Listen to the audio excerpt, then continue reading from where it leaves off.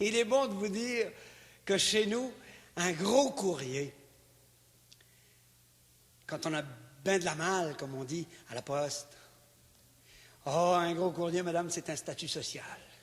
Je vous mens pas, un abonnement donne à son abonné une espèce d'autorité particulière, oui. Un sentiment de sécurité, d'assurance, je dirais, un sentiment de possession du monde.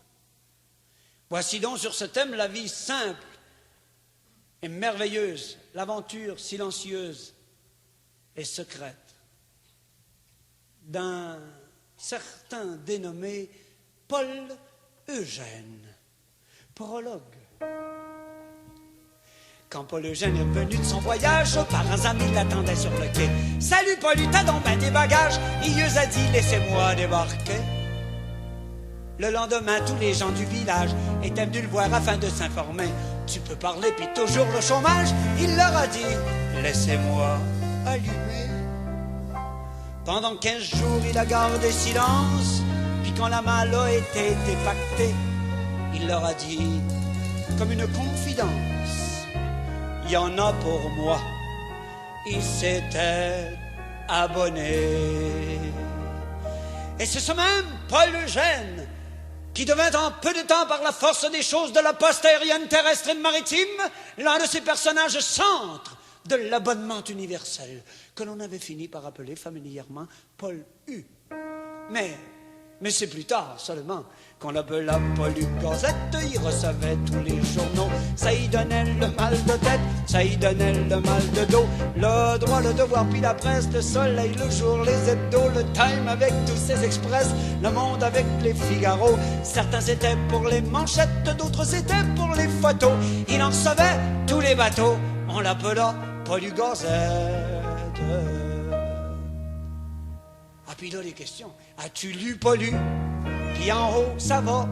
Il a répondu, ça va pas tant que ça. Le progrès s'en vient, on aura la route. On sait pas ce qu'elle coûte, on sait d'où ce qu'elle vient. Paraît que c'est pas drôle, ce qu'ils ont dépensé au lac à l'épaule pour l'ensemencer. Il y a la grande rivière qui serait déclubée. Quand on est à terre, on peut pas tomber. Avec ben du foin, on tombe encore en moins. C'était Paul U, un homme énigmatique, qui ne posait jamais de questions, semblant avoir réponse à la plupart. Ça, sûr de lui, peut-être, instruit de 1000 choses, cela est certain. Un jour, par exemple, sans prévenir, au magasin général, il vous sortait des phrases, des choses, il vous emmenait des nouvelles. Une fois, avec le monde qui était là, à un moment donné, sans prévenir, comme s'il avait parlé de la pluie et du beau temps, de la pêche. Je crois devoir vous informer ce matin, messieurs, il y avait Charlie Mill, Tidware, Midas, John qui se servait, il les avait déjà vus, il les connaissait.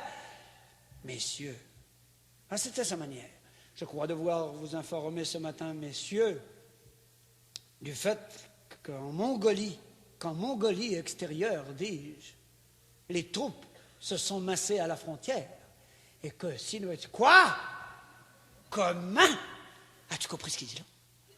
Non, mais ça veut dire, pour moi, il vit. Oh, c'est pas pour ça. Parce qu'il a été nous chercher. Là, il y avait, dans tout le magasin général, un silence que tu aurais pu marcher dessus. Charles-Émile regardait Tidware. Tidware regardait Midas. Qui regardait Charles-Émile? Mais pour l'amour du Saint-Ciel, avant qu'il se décroche une autre tête, pour l'amour, Paul U essaye à parler pour qu'on te comprenne. Parce que là, ce que tu nous cherchais là, toi, as-tu compris d'abord? Hein? As-tu compris d'abord? Regarde, hein? Ben, là. Explique au moins. Je comprends, Tidware, que tu ne comprennes point. J'admets que j'aurais dû prévenir. La Mongolie, Tidware, non, c'est pas une maladie. La Mongolie-Tidouar, c'est un pays. Oui, j'admets que ce n'est pas précisément situé sur la côte. Ah, ça, non. Ça, faut dire que sur la côte, par chez nous, la Mongolie, ça serait plutôt dans le genre extérieur. Ainsi parlait Paul-du Gazette, c'était Paul-du Revue aussi. Paul-du Bobino Bobinette, Paul-du Match et Paul-du Scopie, Paul-du Playboy, Paul-du Planète, Paul-du Lisait, je vous l'avais dit. Le courrier du cœur de Jeannette, nous maintenant est parti pris. Il savait tout sur les vedettes, il savait tout sur les os blancs. Il n'y en avait pas qui lisait pas, on l'appela Paul-du Gazette. As-tu lu Paul-du pour le Canada? Il a répondu, plus d'affaire à ça. La frontière est mince, mais si j'ai compris, c'est plus une province, c'est comme un pays. Mao est malade, Nixon est avec, chacun sa croisade, le pape est au sec.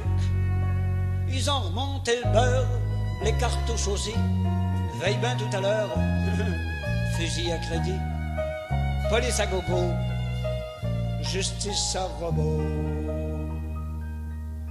C'était pas lui. Un jour, il a envoyé un petit garçon faire une commission chez M. Taufan, chercher tel numéro de telle revue, telle page. Oh, il a ça, il va te le donner, il sait.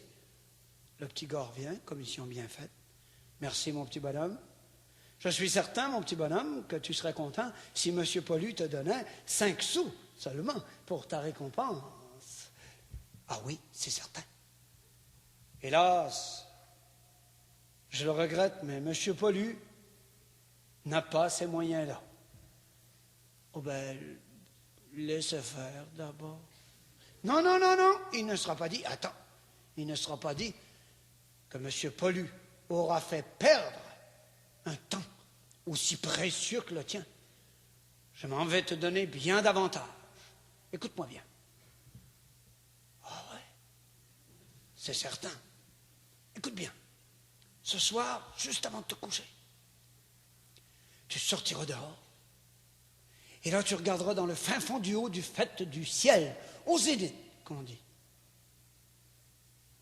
Et là, tu vas voir une belle dame en bleu, une étoile, une belle étoile bleue, une belle dame, toute de bleu vêtue, très haut. C'est la plus belle, la plus grosse, tu vas la reconnaître. Je suis certain qu'un petit bonhomme de ton âge, quel âge? 7 ans. Un petit bonhomme de 7 ans comme toi, il aimerait savoir le nom de cette belle dame là-haut, très loin en l'air. Oui. Eh bien, cette dame s'appelle Vega. Retiens le nom. Et retiens surtout ceci, mon petit bonhomme. Lorsqu'on sait le nom des choses, on les possède. Va-t'en, t'es bien payé. C'était Paulu. Ainsi parlait Paulu Gazette, il en avait plein la maison. Il était pas celui qui jette, il empilait jusqu'au plafond. Il disait toujours à Nanette qui désempoussiérait tout ça. Du moment que la cuisine est nette, ce qui est bien glacé, ça se salit pas. Mais il était couvert de dettes, les abonnements, ça revient souvent. Il y en avait toujours en suspens. Ainsi parlait Paulu Gazette.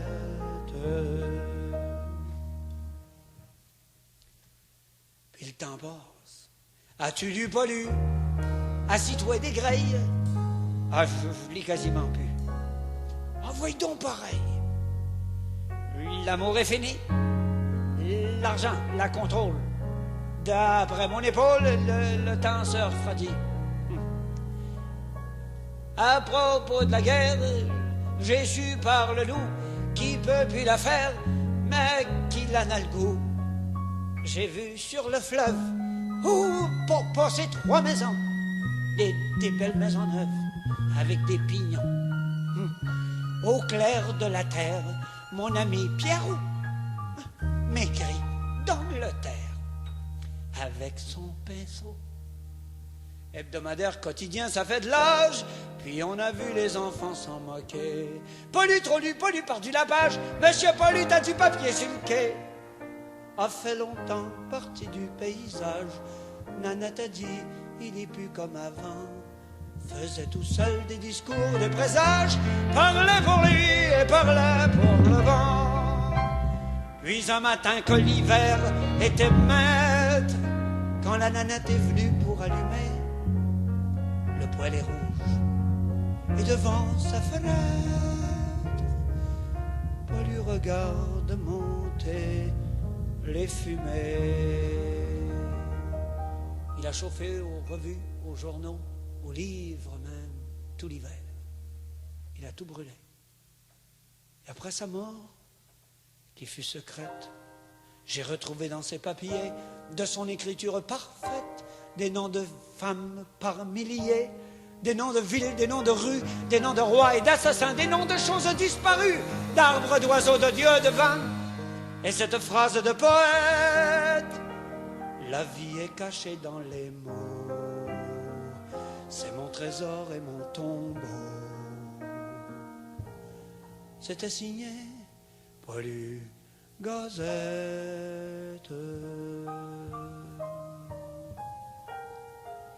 Au clair de la terre, mon ami Pierre